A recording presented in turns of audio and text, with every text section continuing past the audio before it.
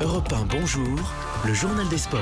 Samuel Etienne. Juste après le journal d'Hélène Zélani, toute l'actualité sportive avec l'ami Jérôme Lacroix. Ça va Jérôme? Ça va très bien et vous? Bonjour à tous. Impeccable, à la une ce matin comme un petit doute. Ah oui, une petite peur même, celle de la remontada, la remontée en espagnol. Les footballeurs parisiens vont-ils conserver leur capital but d'avance demain soir à Barcelone?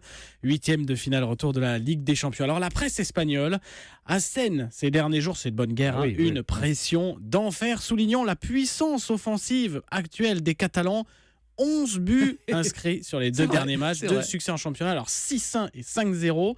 Deux scores qui les verraient éliminer le PSG. Mais non, impossible, se rassurent ces Parisiens emmenés par Blaise Matuidi. Jamais, je pense pas du tout. Et on a confiance en nous, en tout cas au niveau de la performance individuelle et collective. Après le résultat, ça je sais pas, mais on est capable de rééditer ce genre de performance. Donc voilà, c'est un grand match, on va essayer de répondre présent. Blaise Matuidi au micro européen de Julien Froment. La délégation parisienne, plus de 80 personnes tout de même, s'envolent aujourd'hui pour Barcelone. Installation dans un 5 étoiles proche du majestueux stade, le Camp Nou, où la rencontre démarrera demain 20h45. Jérôme, votre mot sport du jour. Étoile, comme l'étoile de Martin, l'association qui soutient la recherche sur les cancers de l'enfant. Des dizaines de personnalités du monde du sport, notamment, mais pas que. J'y étais. Un certain Samuel Etienne avec plaisir. Était réuni hier à la piscine municipale de Clichy dans les Hauts-de-Seine. Tous ont nagé pour la première opération.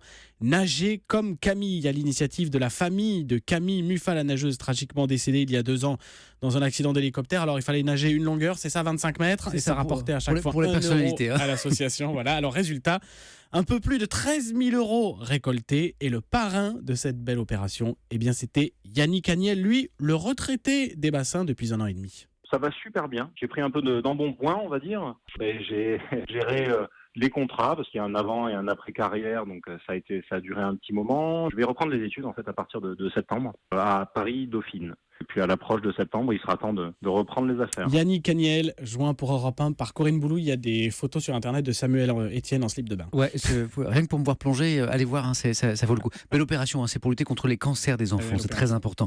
L'histoire du jour. La belle initiative du maire d'Angers qui proposera au prochain conseil municipal de renommer le stade des footballeurs Stade Raymond Coppa. L'enceinte se nomme actuellement Jean Bouin, hommage à la légende française décédée vendredi dernier à Angers, précisément la même où il avait signé son tout premier contrat professionnel en 1949. Un grand merci, Jérôme Lacroix.